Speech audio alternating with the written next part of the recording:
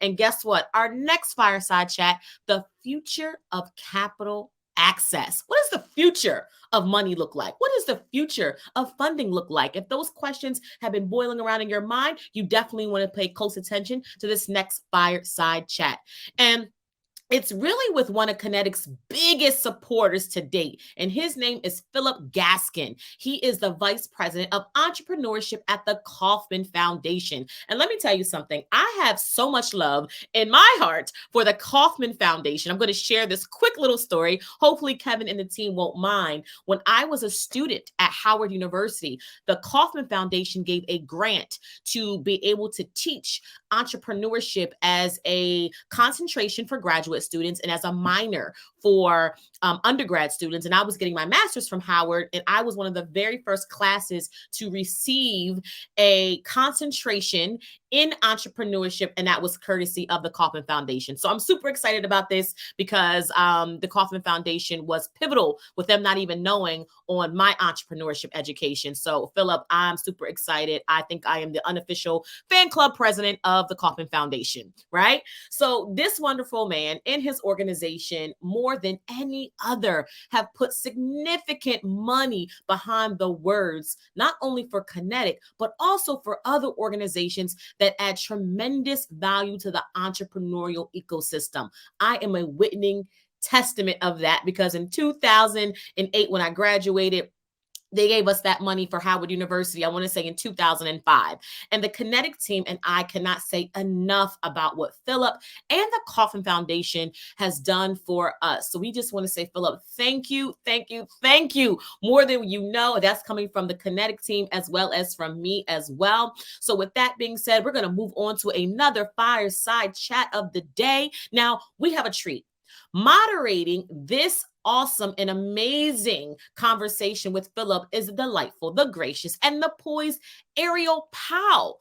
And really, she was part of the vision for KINETIC. And I mean, we're just going to bring her back on and have a conversation with Philip and the Kaufman Foundation and all the wonderful and amazing things that they are doing. So with that being said, I'm going to pause my mic and pass it on over to Ariel, who's going to navigate this conversation with Philip. Ariel, the stage is yours.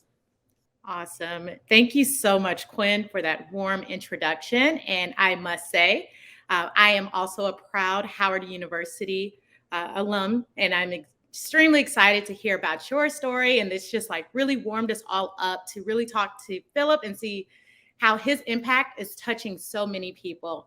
So thank you so much for sharing that. With that, I would like to kind of transition and bring him on. So first, everyone, thank you for joining today's KINETIC-CON fireside chat. We have a very special program for you today, and we are extremely excited to introduce today's fireside chat guest, Philip Gaskin. I'm going to tell you all a little bit about Philip, and then we will jump right into the program. Before we get started, I just want to let you all know, feel free to use the chat, share any questions that you all may have, and I'll make sure to try to answer them before we wrap up today's session, or let Philip answer them before we wrap up today's session. So very excited, drop your questions, and let's go ahead and get started. So first, I would love to introduce Philip. Philip Gaskin is the Vice President of Entrepreneurship of the Ewing Marion Kaufman Foundation, where he's responsible for leading the foundation's comprehensive entrepreneurship portfolio. This includes grant making, operating programs, convening research, and policy.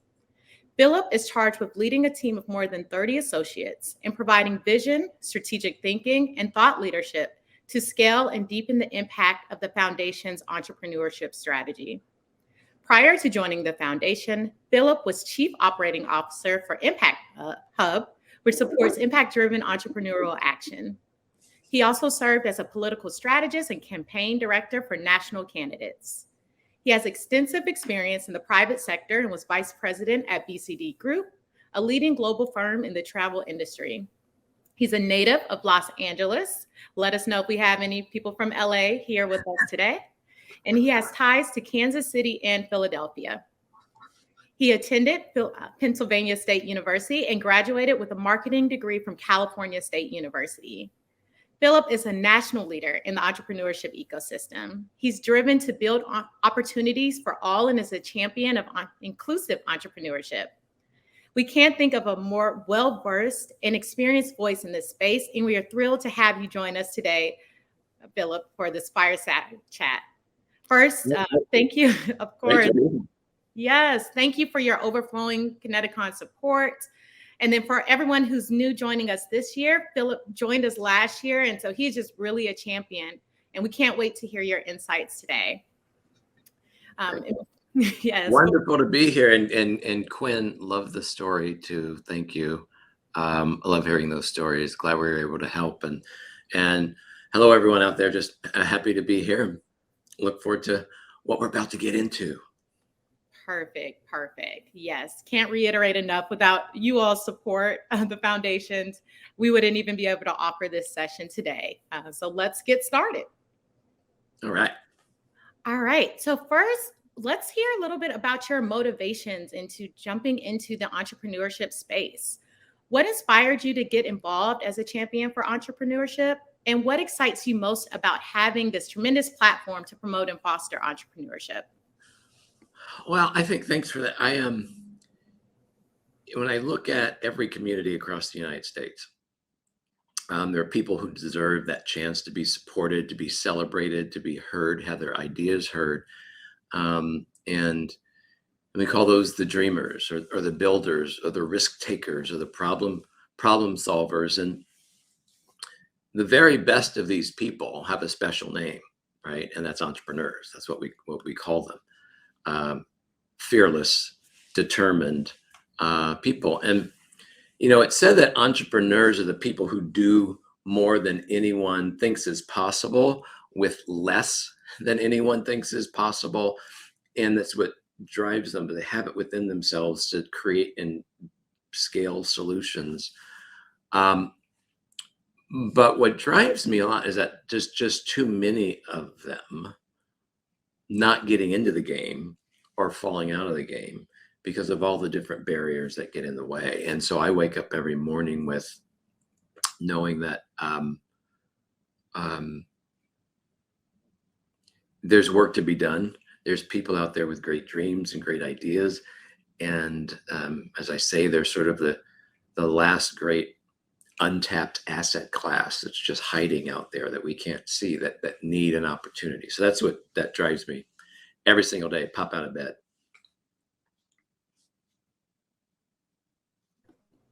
Perfect. Thank you for sharing that.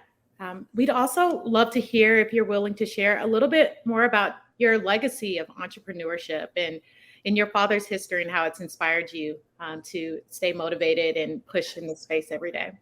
Yeah. And, you know, I thought about that when you asked me about what drives me. So I look back and this really raised up for me in the last couple of years, the time, you know, during COVID, when you sit back and you do a lot of reflecting. But so my dad was a very dark-skinned Black man, and he spent years working maintenance at offices and stores and things. And we lived in a neighborhood that was about a block away from another neighborhood, divided by one street, a long street that goes through Los Angeles. And depending on which side of the street you lived on, what side of that block you lived on, you had a completely different experience. If you lived on the north side, that's where children of different of parents that were either more affluent or what have you were, and they knew what entrepreneurship was. We lived on the other side, and I remember at school, I didn't know what entrepreneurship was. I didn't know my dad knew the word because the language was missing. And I tell the story that I was 34 years old when I first heard the word entrepreneurship. And it happened, it was at a memorial for my dad at the funeral. And a man came up to me and he said, you know, your dad was a really good man.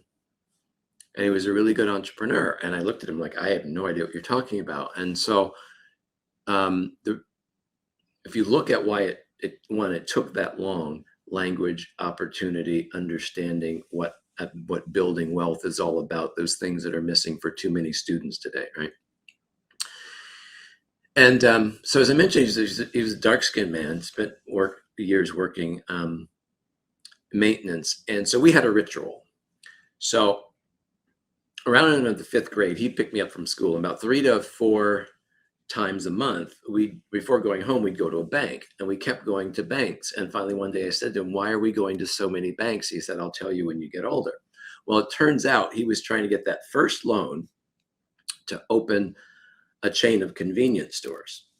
And, it's, when you look at what investors talk about, they always talk about, at every initial public offering, what's the barriers to entry? Well, my dad's barrier to entry with these banks was that he lived 1 block away from what they considered worthy. He didn't know about redlining. And that's what was happening, where banks literally drew lines down the streets of where they would lend to and where they wouldn't. And that's still going on today, obviously, right? And that went on for 4 years of just going to banks and going to banks. And so finally, after hearing no dozens of times, he finally heard yes. There's a Black-owned bank, Broadway Federal Savings in Los Angeles, that finally gave him a loan. And I remember that day. I do remember that day, and how elated he was. And he said, "Someone finally trusted me." And he went back and got a second loan after opening up the first store, South Central LA, just south of the LA Coliseum. And when I think back, I mean, the investments that the bank made paid off, because he wasn't just a good entrepreneur, he was a good asset for the community, because for 20 years he created jobs and gave back to the community. And so what hurts me is that he never went beyond those 2 stores, because I do also remember him saying, "I don't ever want to be told I'm not worthy ever again." Because of going back and hearing you're 1 block away, or your credit score is 7 points too low, or whatever the reasons, all because he lived 1 block away. Those things are going on still today. They're going on in rural America. They're going on urban edge. They're going on in suburban. They're urban. These still type of barriers and constructs are still going on. So it goes back to the first question about what gets me out of bed in the morning. It's living for my dad and making sure that folks don't have to go through what he went through. Well, a powerful story. Thank you so much for your openness and willingness to share that ever-present example that is still facing many of us today, as we kind of are struggling to go to banks and get that funding, and are looking for funding sources to really believe in our viable businesses. So I really appreciate you sharing that. And hopefully this has us all thinking hard about how we can still continue to fight the systemic changes, or fight for those systemic changes that are still needed today. But yeah, thank you so much for sharing that. We really appreciate it. Absolutely. Of course. Next, we would love to transition a little bit and hear more about the Kaufman Foundation and your work there and your impact on the entrepreneurship ecosystem. Would you mind sharing the Kaufman Foundation's goals and desired outcomes for entrepreneurship, and what strategies are you all using to build more inclusive entrepreneurship ecosystems? Sure. Well, first, Ewing Marion Kaufman Foundation. So we're a private, nonpartisan foundation. We're based here in Kansas City, Missouri. And we believe that all people, regardless of their race, gender, or geography, should have the same opportunity to achieve economic stability, mobility, and prosperity. And so the work first is grounded in the principles of racial equity, diversity, and inclusion. That's consistent with Mr. Kaufman and his principles. So what we're seeking is to build inclusive prosperity through a prepared workforce and entrepreneurship-focused economic development.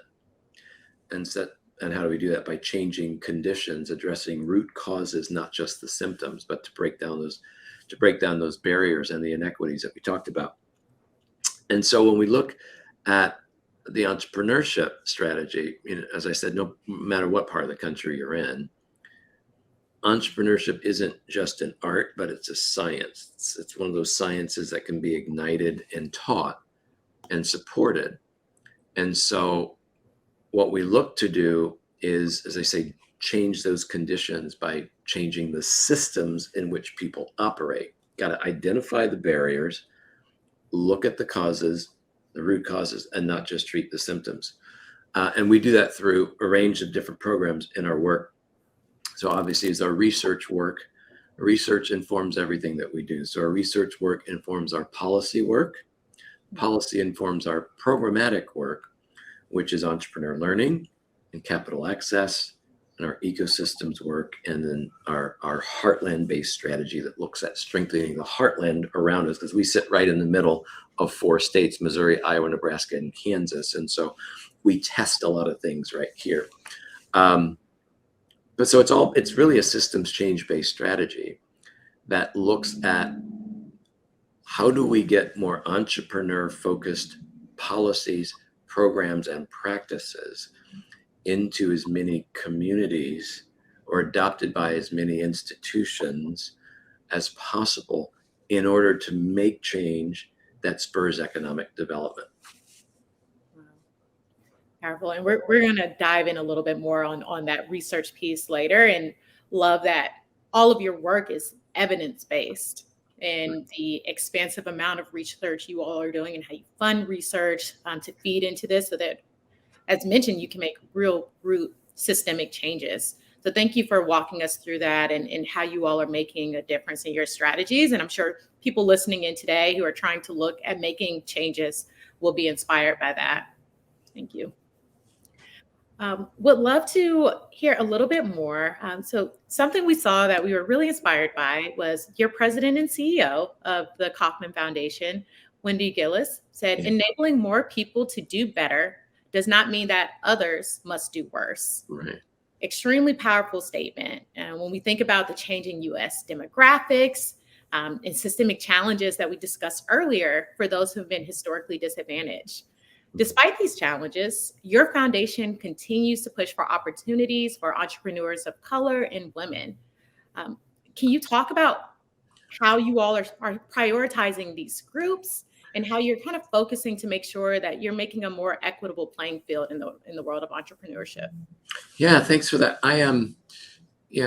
Wendy is talking about it's not a zero-sum game. This is not, I mean, we're sort of programmed that way, I think, in the States, in the United States, to think through, okay, so you got to take from over here and put it over there to be better. Well, it can't be about taking it doesn't work, especially in economic development. It doesn't work. And so what Wendy believes in is empowering us to do our best work for the mission, right? And as I mentioned, that focus on building the economic stability, mobility, and prosperity. So I get to lead a team that works on the priorities. And so we pilot the new ideas, we help support and build capacity. And her leadership gives us the clear vision, but it also gives us, her styles to give us the freedom to choose the resources that we need and to bring our own experience to the table to show up and get the work done. And how we prioritize it. So again, it's listening. Go back to my community organizer days. We always said that you have to listen 70% of the time and talk 30% of the time. If you're out of that ratio, you're not learning enough about what the community needs or that volunteer needs or that voter needs or anything like that. And at the same time, it's listening to the communities and the communities as it relates to capital access, as it relates to race, equity, diversity, inclusion in entrepreneurial communities, as it relates to policy, all of those different things. And then and then we'll get into research later, but then using research to help inform as well and contribute to that listening. And then the priorities come out of that. But, and that's how we got to our top 2 driving priorities of prepared workforce and entrepreneur-focused economic development. What we were hearing was that unless the workforce is more prepared, then no matter how many businesses are started, you're not going to have people coming to either start those businesses or be employed in them, because of the pathways that need to be built through education, through real-world learning experiences, to then have a workforce prepared to then, hey, I want to go out and start my own thing, or I want to be an employee. How do I have the pathway to those companies that are either established or businesses have been started. So it's really looking at that. We prioritize through looking through the lens of the whole arc of the child and the student through K-12, and then through adult learning, and then into entrepreneurship, and making sure that the pathways are there. Because you could argue that what does the high school diploma mean right now? Right. For too many people, it's not a pathway over, it's a stopping point. Not everyone wants to go to college, can go to college, is excited about college or the next step, but they got a really, really great idea. How do we make that pathway to make that idea a reality? So I went in a number of different directions there, as I will do every now and then, but hopefully that helped. No, that was great. I could probably pick your brain on that all days. I love what you said about pathways and connecting that back to your story of when you even heard about entrepreneurship. Oh, yeah. There are And some schools that are teaching it and some are not. And I look back and I just go, what could my dad have been had he had the language? What Right. could I have been or done differently? I'm loving what I'm doing now. I mean, my sister says, don't that's perfect. What you're doing is made for you. Right. Don't ever change. Yes. And we are so glad that you are walking in that purpose and that purpose is benefiting so many of us today. Yeah. So thank you for sharing that and how you all are doing that work. Would love to dive a little bit more into funding. A lot of people are here today because they want to hear, about the funding space. Some are entrepreneurs and they want to actually get some funding and figure out the best pathways to do that.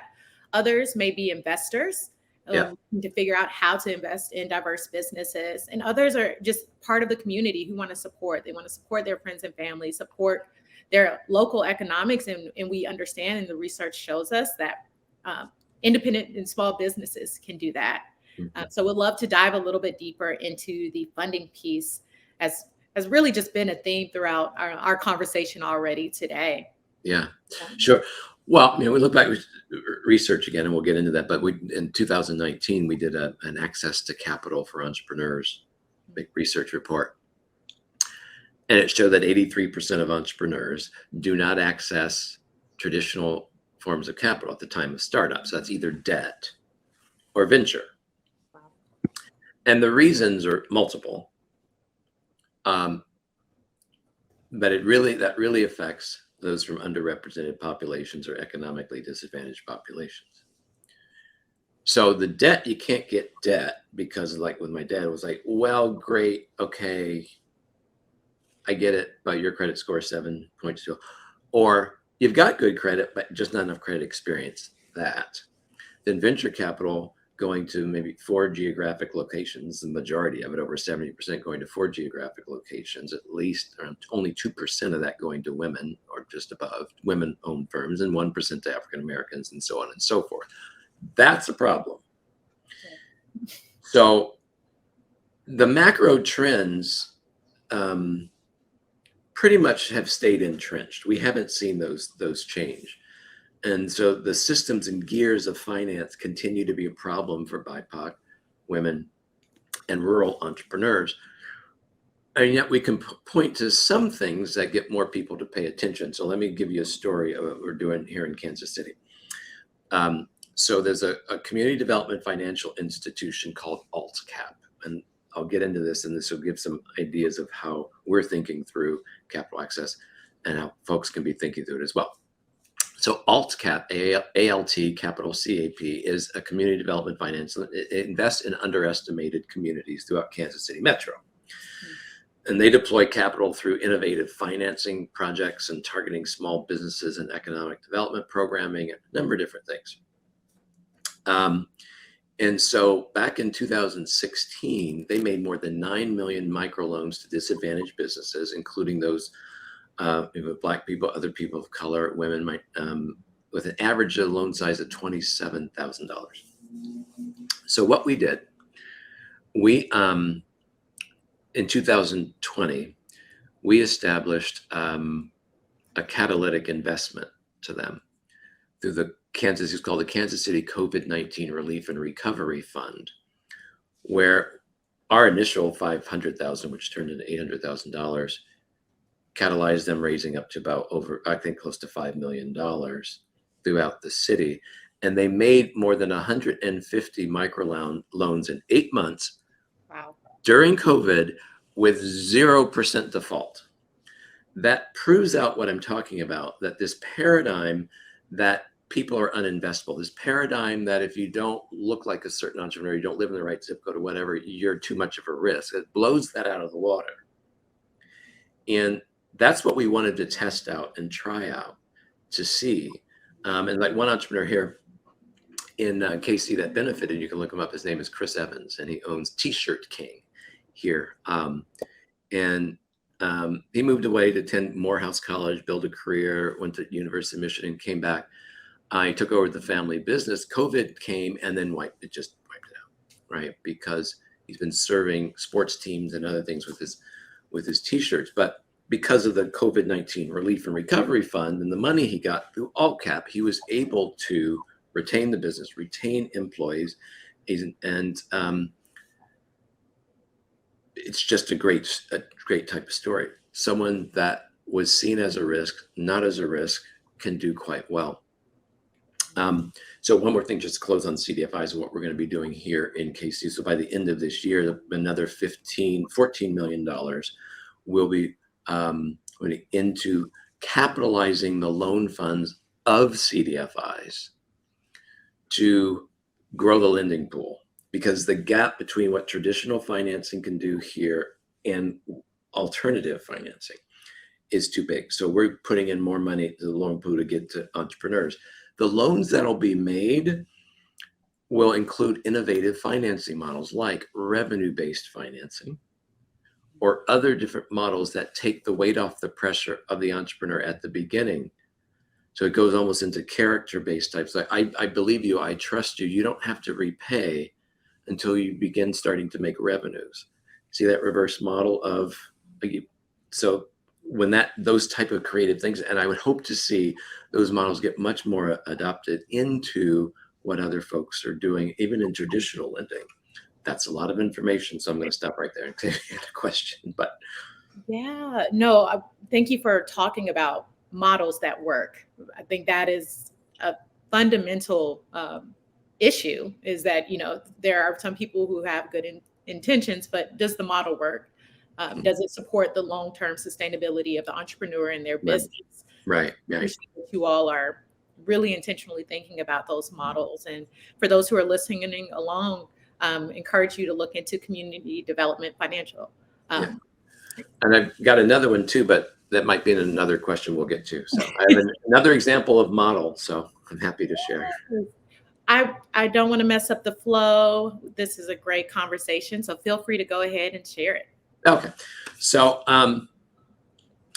but it can't all be about debt, right? So that's why we're continuing our work through our Capital Access Lab. Now, what is a Capital Access Lab?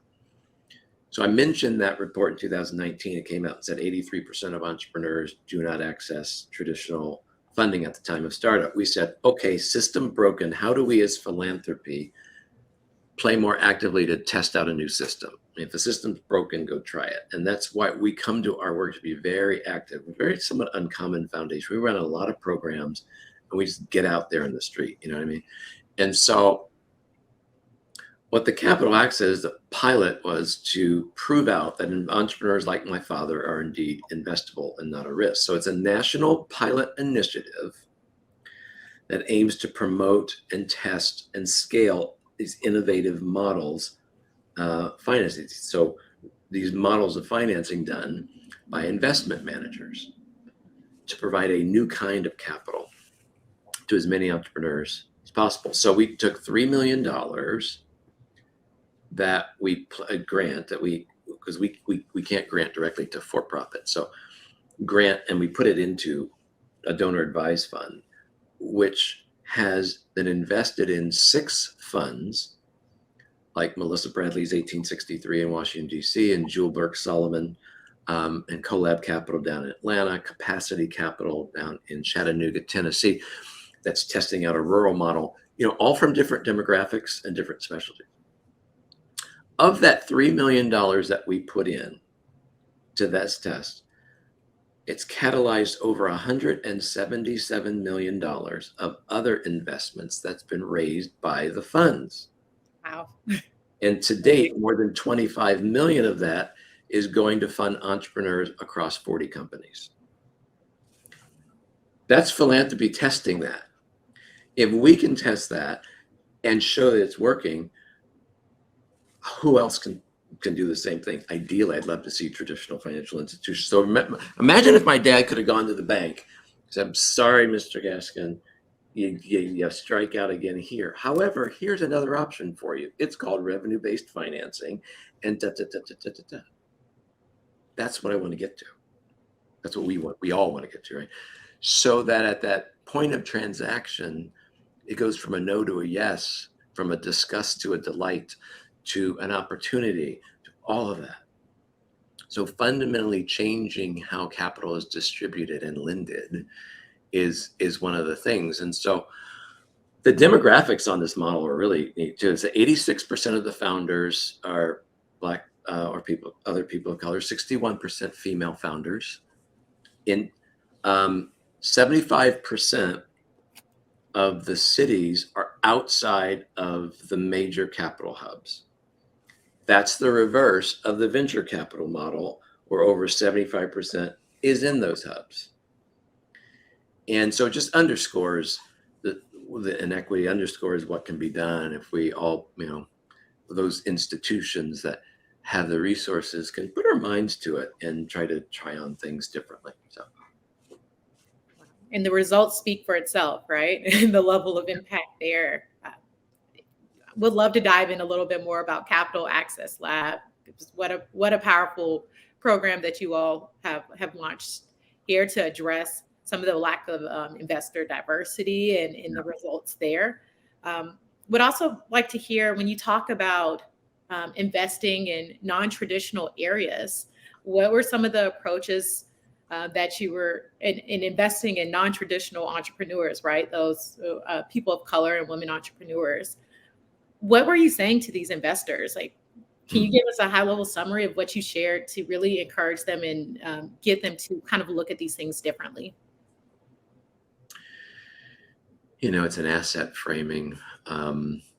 It's telling more stories of success, telling stories of asset. But I also say, and I'd say this in some of the speeches that I give, I talk about that last great untapped asset class is hiding in plain sight. They had to see they had to see the money in it.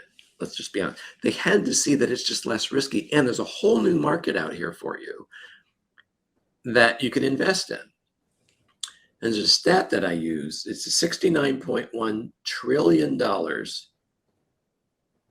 in global assets across the four major asset classes. Less than 1.7% is invested in people of color or women out of $69.1 trillion. Talking in that language sometimes, I think that penetrated also to investors to just realize the gap, because sometimes they're in the game and they think they're doing the right thing, not necessarily trying to do anything wrong. People are like, oh, really? Wow. It's that big of a gap. And so who's going to buy your products in 20 years when less than half the United States is white? Who's going to pass on your business? If you're going to pass on your very proud investing business or whatever you might have to your children, who's going to buy the products? So this is about not only viability, sustainability of the United States economy, but in the business and the things that you like and love. So really, it's when you think about it, it's a quite patriotic message, frankly. And I think that that language and just building trust. So here it's in Kansas City. When we started that COVID-19 relief and recovery fund, I remember we had banks in the room, or virtual Zoom rooms, and they weren't getting it. But we worked with the Chamber of Commerce. We started worked with their task force, and we just worked with the banks investors over 2 years. Not all of them are in, but now they're like, okay, we want in. Now we want to do some of these things differently. And, so it's relationships, it's language, it's framing, it's a number of different things. Great perspective on how you frame that, and completely agree. We talk about this thing like the narratives, right? What is the narrative of success, and what does that look like? Yeah. And love hearing about what you just shared about partnerships as well, and who's at the table and how they are being intentional and making sure that investments are equitable. And yeah, of course, everyone is like, show me the money. There are viable business cases to show that these businesses are addressing untapped needs and showing how that relates. So I love how you push that. I'd like to kind of follow up with that question on thinking about those players and those partnerships and those relationships. Who do you view as the most important players at the table right now to make capital access equitable? Is it government, the private sector, and how are you all approaching those players with your work? It's a team sport. I don't say it's any one. I would say that policymakers now are in a wonderful position, an advantageous position, I believe. And I think part of it is because the understanding of entrepreneurship is growing, and the word entrepreneurship, as opposed to small business or Main Street, I think more getting entrepreneurship means, well, right here in my community, people with great ideas starting jobs and changing the economy. So I think with policymakers, which is why our America's New Business Plan, which is our 4-point policy plan that we came out with a couple years ago, is really taking off. And it has, the pillars to it are about have knowledge, opportunity, knowledge, funding, and support, with some practical examples for policymakers at the local, state, and federal level to try on and to enact things that they can do to change conditions. But it's corporate, it's government, it's nonprofit, it's NGO, it's everyone. It's certainly a team sport. But I'm pleased at the energy, especially that mayors have right now. But I just don't want to single out mayors and diss others. I'm not saying that. But I'll start with policymakers, who, by the way, we encourage to listen and hear more stories from the entrepreneurs in your congressional districts, in your communities. It's something that we had to halt because of COVID. But once a year, we would take entrepreneurs to Capitol Hill. We call it Hill Day, so that they can talk to their state representatives or local representatives in Washington while they're in Washington, and just talk about the everyday stories and strife that they may be going through as an entrepreneur trying to start that business on Main Street or Crenshaw Boulevard or where Shelton Avenue in Philly, wherever it may be, right? And so I think that policymakers, I'm really excited about that space. Yes, love to hear that, and thank you for also mentioning America's New Business Plan and opportunities for policymakers. We'd love to hear a little bit more about you all's role with America's New Business Plan and how you see it impacting capital access for entrepreneurs of color in the future. Yeah, well, how we came up with it, we just realized that there was not one. We didn't think there was one singular advocacy paper or a way to more singularly tie and cohese this conversation around entrepreneurship and advocate for the entrepreneur. What's that thing? And so that's how it came about. And we had some consultants work with us, and there was we worked with the House and Senate small business and entrepreneurship caucuses to hear from them, both sides of the aisle, coming up with ideas and what they were hearing and what would be useful for them. And then we did some polling to see what pillars and what themes resonated. And it's the 4 pillars of access to opportunity, which is, too many entrepreneurs just don't have the opportunity for it. Just remains so hard for so many people. For instance, too many entrepreneurs face that confusing gauntlet, whatever the word you want to use, of regulations and permits.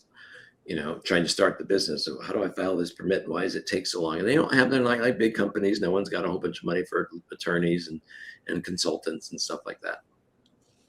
And so how do we just make opportunity, the way to start, easier?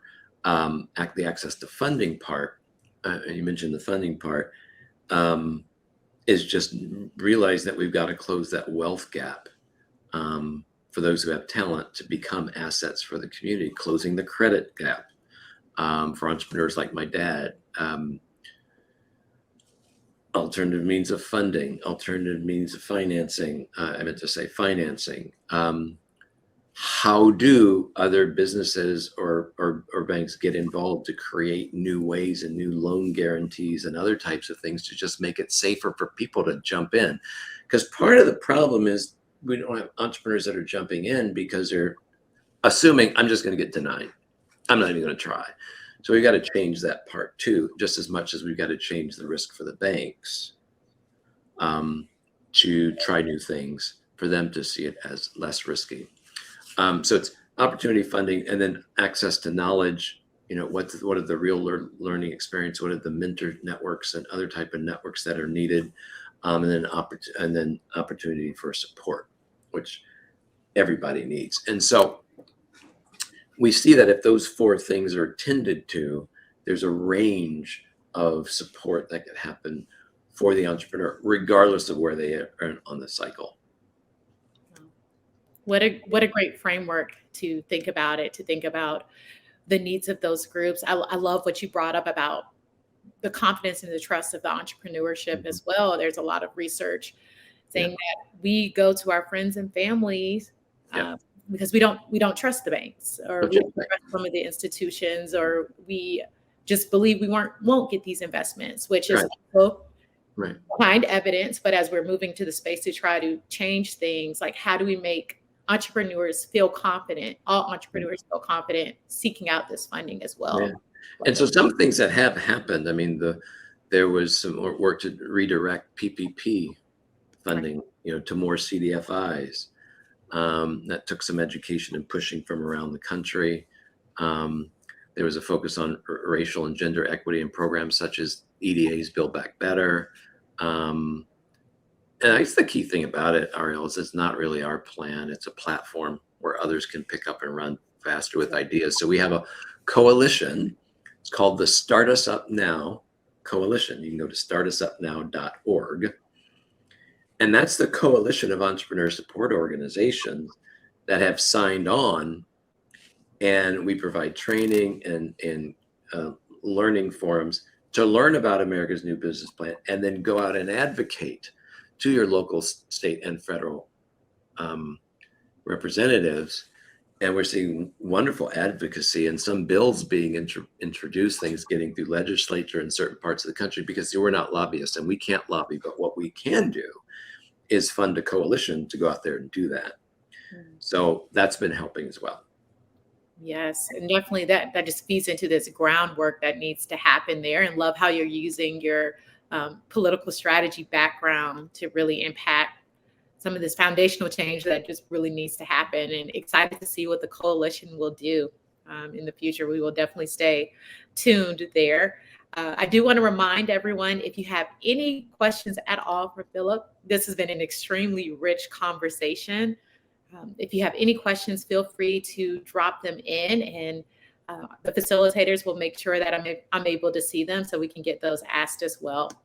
But before we jump there, I will go ahead and ask you a little bit more about the research, as we believe it is foundational.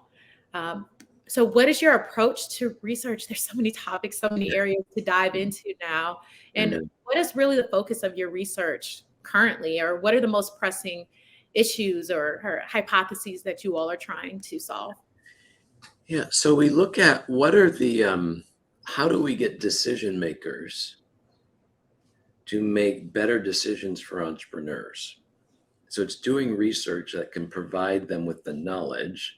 So we create the knowledge. for decision makers to pull levers, do things differently, whatever, through reading of the research. And so one of that is through translation. So it is looking at, and we do funding and RFPs to just source what are the biggest ideas in research out there across the country based on what the systemic problems are for entrepreneurs, and then fund those so that those can be translated and distributed out for decision makers, not only to understand the problem, but then to make the change. And the others on the data side. So our Kaufman indicators, indicators.kaufman.org, I believe, which are indicators of entrepreneurship in the US. And the latest national indicators report revealed that the rebound from the widespread economic damage of COVID-19 translated into a partial return to pre-pandemic levels, but we're still seeing an uneven and slower pace of recovery for underserved communities. I mean, that's not surprising. I had a feeling we would see that, with some hope in some areas, but not necessarily for Black and African American communities. I think entrepreneurship rates have been the highest among Latinos and lowest amongst the Black and African American communities. And so we're looking at wanting to get deeper into the numbers and understand more of the why, right? And to be able to that. So we're digging through what types of businesses, where did they create the jobs, where did they lose the jobs? One of the things that gained a lot of attention last year and excitement was in 2020, we saw the highest rate of business starts, application starts in 25 years. Wow. Many of those were out of necessity. Yeah. Obviously, COVID happened, your company shut down, you had to go do and start something else, or you just felt like you didn't have anything, so you needed to do it as opposed to did you want to do it? And we need a little bit more time on that one, because it's going to be interesting to see if those businesses that were started, are they going to persevere? Are they going to last? Or people are going to just not be able to make it and just say, oh, forget this, and go back into another job. The challenge is that other job may not be there. So then what experiences and skills are you going to need to have in order to go into another industry? That's possibly going to be a big problem. We just need more time to see if that's how that's all going to play out. But we know that over 40% of African American businesses closed during COVID. We know that our communities got hit the hardest. The nation catches a cold, we catch the flu, the whole thing, right? Which ties back into our strategy of always looking at a community-based strategy that looks at, and that's where our research starts, looking at what are those systemic barriers, especially in underrepresented populations.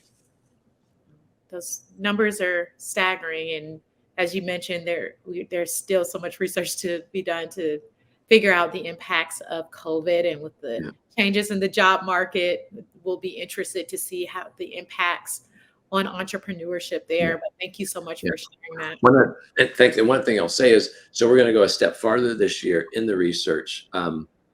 So two things. So we re-released, I talked about that report we did in 2019 that showed about the 83% of entrepreneurs not being able to, don't access traditional funding at the time of startup. We refreshed that last year, and you can go onto our website, or you can go to even search Capital Access Lab, Kaufman, and it takes you right to the Capital Access page, and you can download the updated report, and it talks about the innovative models and the funds that we've invested in and all that, and gives an update on the capital part. The other thing we're going to do is do more research to help us understand both entrepreneurs and those who have left the game. So we call them the leavers. Why are they leaving?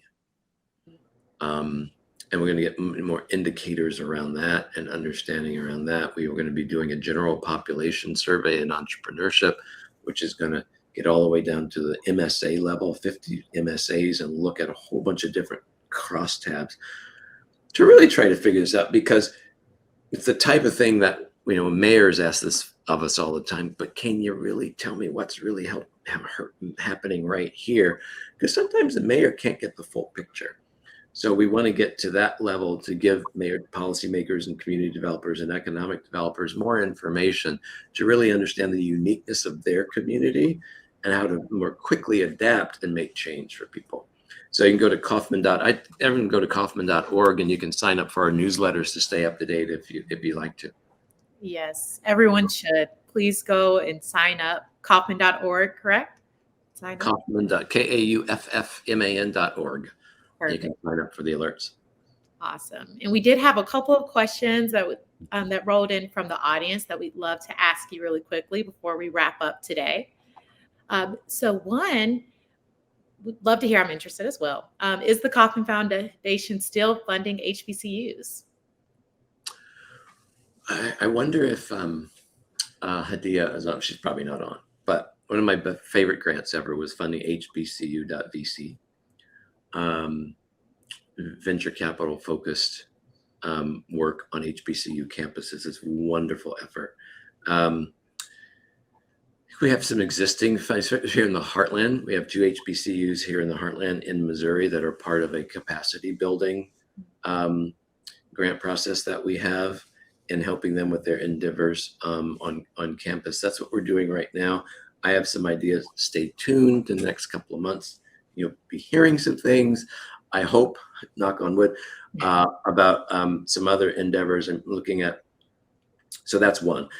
But I'm in conversation with a number of HBCUs and organizations right now about expanding some of our entrepreneur learning tools that can be throughout the HBCU networks and others. So more to come. I know Howard got mentioned earlier. Met with President Howard University last year and talking. So I'm on the road a lot, just talking and listening and hearing what can we do and what we can do better for HBCUs. So more to come on that. We are excited to hear it. Thank you for sharing that. And we have one final question, which I think is a great way to close us out and thinking about what happens next and what these entrepreneurs should think about. But someone asked, what is the base level or first steps to qualify for funding? Yeah, it's so interesting. Well, I say that, we look at what are the biggest barriers. It's the credit, right? So it's what is that credit score, and do we have capital sitting somewhere? So the biggest hurdles are, how do we get either friends and family? How do we get either credit? And that's the biggest stumbling block. So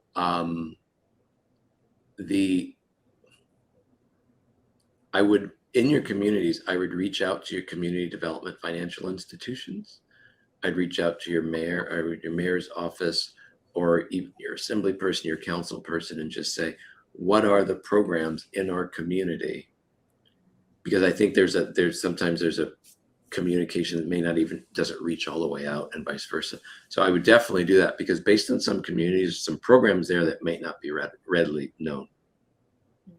Thank you so much. And we've gone everywhere. We've talked about the foundation and the ground root problems and challenges and strategies to think about from the investor perspective, entrepreneurship, policymaker, city perspective.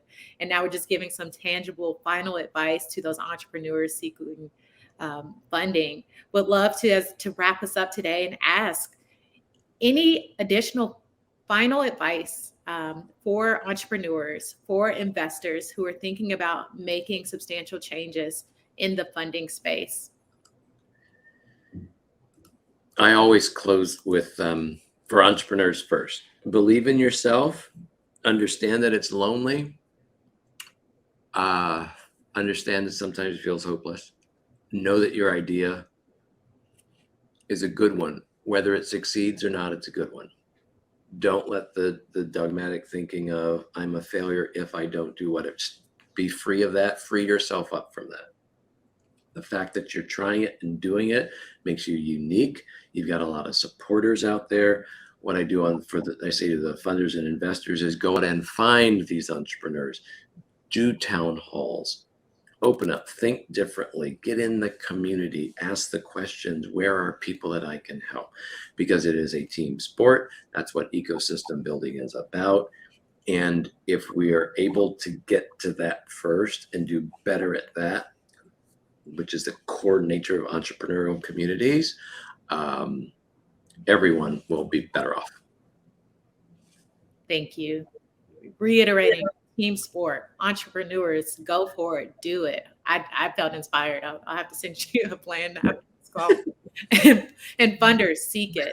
Funders, seek it. You got money to spend. Go seek it.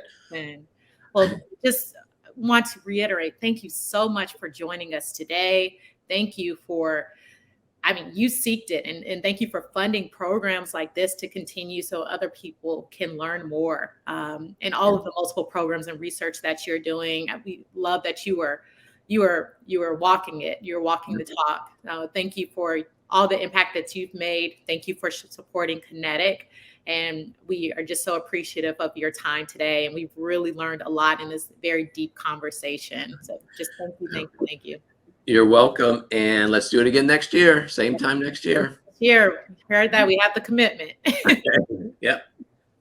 Well, Ariel, Philip, thank you so much for this awesome and amazing conversation. It really is interesting to see just the perspective of Philip from, the Kaufman Foundation, but just your journey and your experience around startups and entrepreneurs.